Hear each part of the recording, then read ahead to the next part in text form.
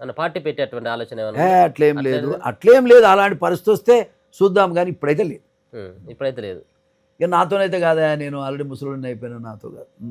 ఉన్నారు కదా మీకు వెనకాల ఇప్పుడు మందకృష్ణ లాంటి వాళ్ళు ఉన్నారు తమ్ముడు కదా? అయితే ఆయన నిజంగా ఆయన కోరుకొని అట్లా వర్కౌట్ చేసేది ఉంటే చాలా పని చేయాల్సి వస్తుంది దానికి. ఉమ్, అంత ఈజీ ఏం కాదు కదా. ఉమ్, కాబట్టి మనము కాని పని గురించి పెద్దగా ఊహించుకోవడం అనవసరం. కాకపోతే ఉన్న పార్టీలలో మన కులానికి ఎవడు బాగా పనిచేస్తాడు అనేది దాన్ని బట్టి చూసి సపోర్ట్ చేస్తారు.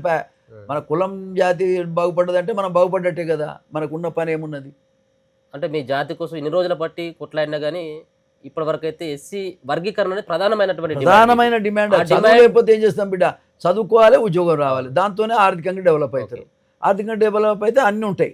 అవును, మీ డిమాండ్ పరిగణలోకి తీసుకున్నటువంటి బీజేపీ పార్టీ, అంటే బీజేపీ పార్టీ కేంద్రంలో అధికారంలో ఉన్నటువంటి దశలోనే దీనిపైన వర్గీకరణ బిల్లు సుప్రీంకోర్టులో తీర్పు వచ్చింది.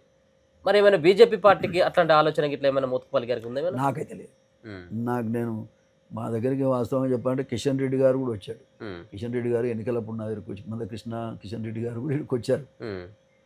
వచ్చినా నేను చేరనని చెప్పాను. అయితే ఇష్యూ ఏమిటంటే రాజకీయ పార్టీలల్లో చేరటం కాదు, సోషల్ జస్టిస్ చేయనప్పుడు అంబేద్కర్ ఎందుకు రిజైన్ చేసిండు? నెహ్రూ గవర్నమెంట్ అంత మహోన్నతమైన గవర్నమెంట్ అది లేదు కదా బిగినింగ్లో. మరి అటువంటి గవర్నమెంట్ నుంచి అంబేద్కర్ రిజైన్ చేసి బయటకు వచ్చిండు. ఒక కాజు గురించి బతికిండు ఆ మహనీయుడు.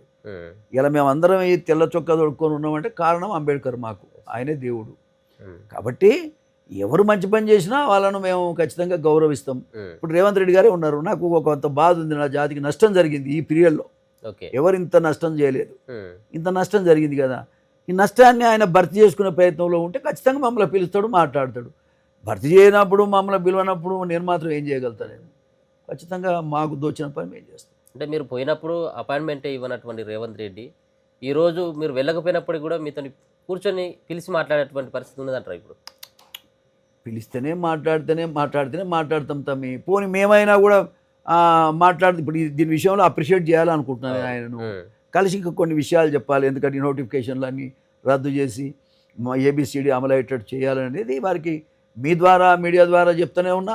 పర్సనల్ కూడా చెప్పాలని ఉంది. ఆ పర్సనల్గా చెప్పేది వాళ్ళ అవకాశం ఇస్తే చెప్తాం, లేకపోతే లేదు. మేము ఏం చేస్తాం తమ్మి?